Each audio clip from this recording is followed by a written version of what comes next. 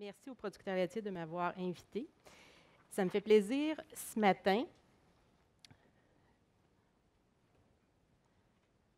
donc de présenter le consortium Jeunesse de la Terre à la table qui réunit les ateliers 5 épices, Jeunes Pousses et la Tablée des chefs. Le consortium vise à transmettre son expertise à travers le réseau de Québec en forme et on forme les milieux à travers le Québec qui veulent justement implanter nos pratiques. Jeunes Pousses implante le programme Un trésor dans mon jardin. Les ateliers 5 épices, c'est le programme Petit Cuistot par un réseau et la Tablée des chefs, les ateliers du frère Toc. Jeunes Pousses intervient au préscolaire et au primaire. Les ateliers 5 épices, c'est plus la clientèle scolaire primaire. Et la Tablée des chefs, on parle plus d'activités parascolaires au niveau secondaire. Alors, ce matin, j'ai parlé du consortium. Maintenant, je passe aux ateliers 5 épices. Les ateliers 5 épices, c'est un organisme sans but lucratif. On est un organisme, dans le fond, qui a été fondé par des parents de l'école Jeanne Lebert, qui cuisinaient des repas du dîner pour des enfants et qui, à un moment donné, ont décidé d'éduquer ces enfants-là et ont engagé une nutritionniste. Et il y a eu un volet intervention depuis ce temps-là. C'est notre 10e année qu'on intervient dans des écoles, principalement dans les écoles de la région de Montréal, 21 écoles plus précisément. Notre approche, notre programme vise à développer 4 compétences. Notre programme est finement articulé au programme de formation de l'École québécoise. Donc, on développe, nous aussi, des compétences. La première est de développer une culture alimentaire, que les enfants connaissent mieux les aliments, les qualités nutritionnelles des aliments, soient capables d'identifier comment ça pousse un légume, le blé, ça vient de où. Ensuite, on veut qu'ils réalisent des recettes nutritives.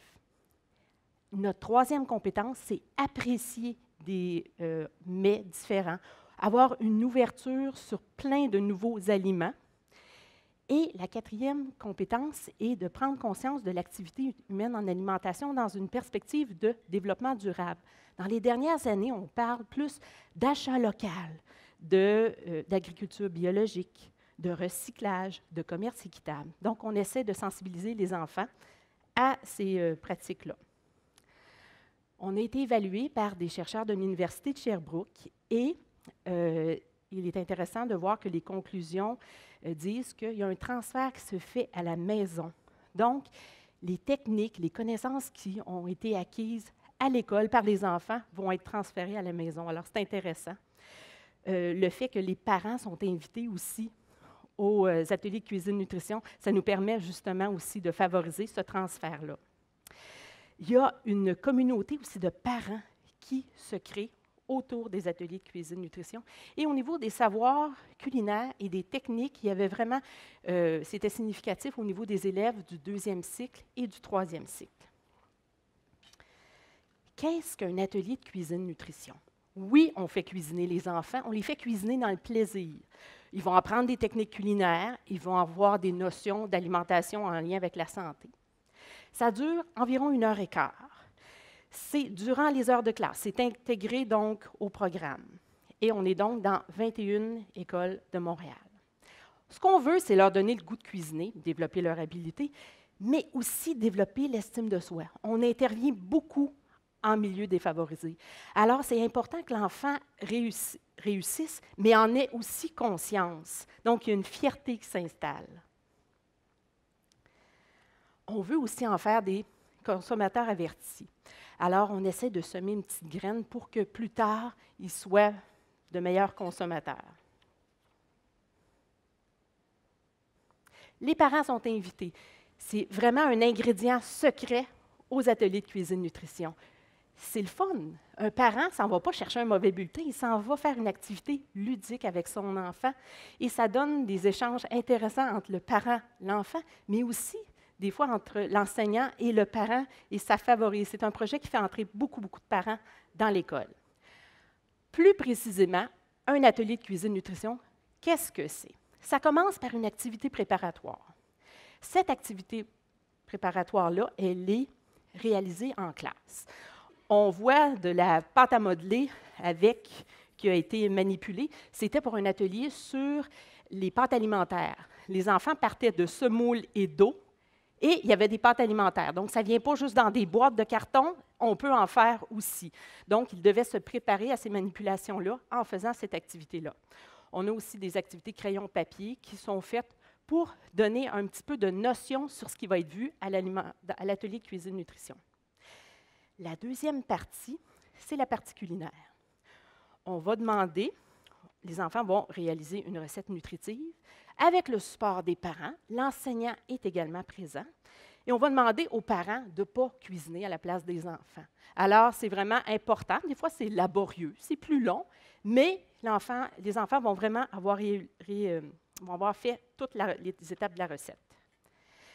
Pour qu'ils soient autonomes, les enfants qui ne savent pas encore lire, on a développé des recettes qui sont visuelles. Donc, un enfant qui ne sait pas lire est capable d'utiliser ce type de recette-là et de faire vraiment toutes les étapes de la recette sans vraiment savoir lire. Et ça facilite aussi la gestion là, des différents ateliers. Donc, on a une recette de quiche, entre autres. Si vous la voulez, on l'a au kiosque. Alors, on avait la suite de la recette. Nos enfants de première année qui commencent, qui sont un peu meilleurs en lecture, bon, on leur offre aussi une recette où est-ce qu'il y a du visuel et de l'écrit.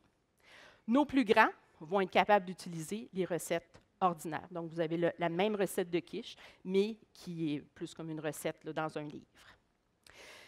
On a la même recette qu'on envoie à la maison. Donc, l'enfant va être capable de la réaliser avec le parent.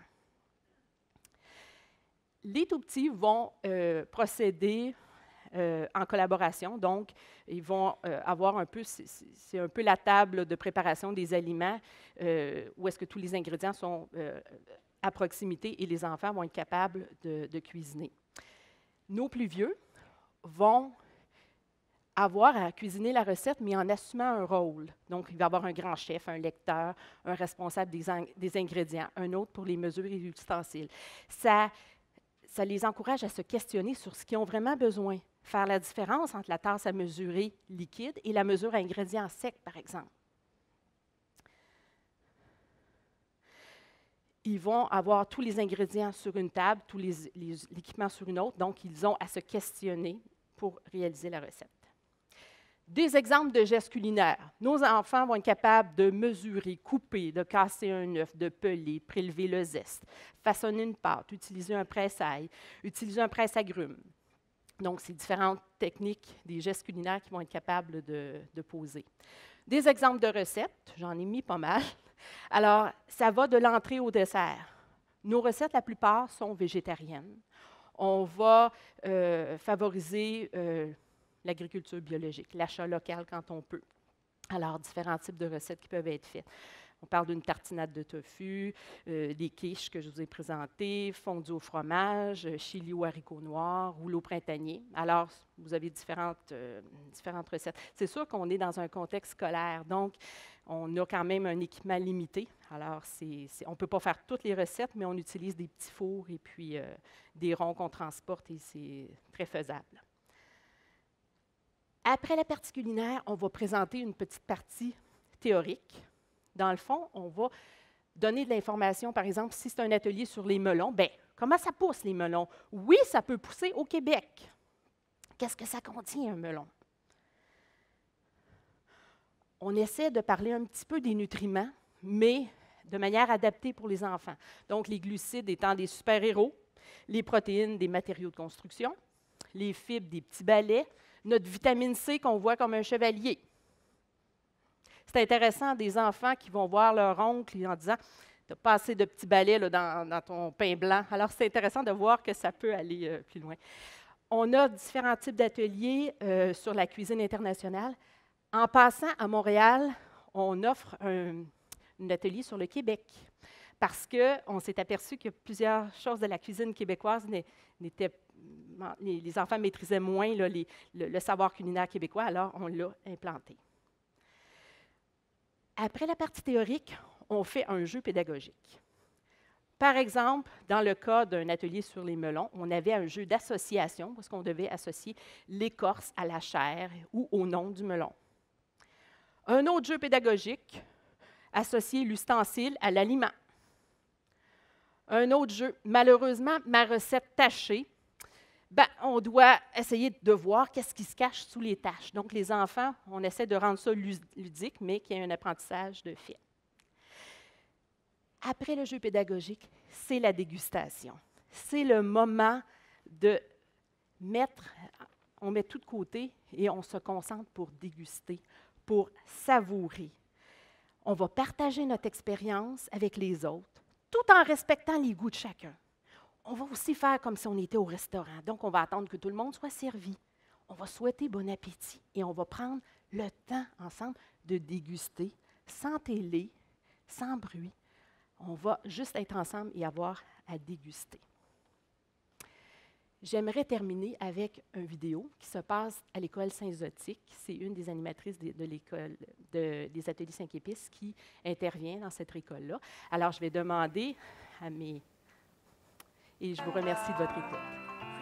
Je m'appelle Julie Doyon. Je suis animatrice aux ateliers 5 épices depuis 5 ans maintenant. Les ateliers 5 épices, c'est un lieu de rencontre où, que ce soit les élèves, les adultes, les enseignants même, le personnel de l'école, où ces gens-là peuvent acquérir des connaissances nutritionnelles, des connaissances culinaires et, par l'expérience, par la manipulation, développer des techniques culinaires de base. Le thème de l'atelier aujourd'hui, c'est les courges. On va les découvrir, on va en découvrir 4 sortes. Ce que tu vas faire, ça va être des muffins à la citrouille. Dans un cadre comme celui-ci, où on valorise beaucoup les enfants, en mettant, encore une fois, la main à la pâte, ils se rendent compte qu'ils ont des habiletés, qu'ils sont capables de faire des choses. Donc, il y a une fierté qui s'affiche dans leur visage, les sourires, j'ai réussi quelque chose. Donc, tout ça, je parle de développement social, je trouve que c'est... oui, ils vont être techniquement bien bons, ils vont connaître qu'est-ce qui est bon pour la santé, qu'est-ce qui est moins bon, mais ils vont surtout devenir des personnes qui vont avoir confiance en eux. Donc, clou de girofle, qu'est-ce que je peux faire? Je le veux moulu. Avec les grands, on travaille en coopération. Donc, chaque enfant a un rôle prédéterminé quand il se présente à l'atelier de cuisine. Il y a le grand chef, le lecteur, le responsable des mesures et des outils et le responsable des ingrédients. Verser les ingrédients liquides sur les ingrédients secs, ajouter les raisins et les graines de citrouille, puis mélanger délicatement.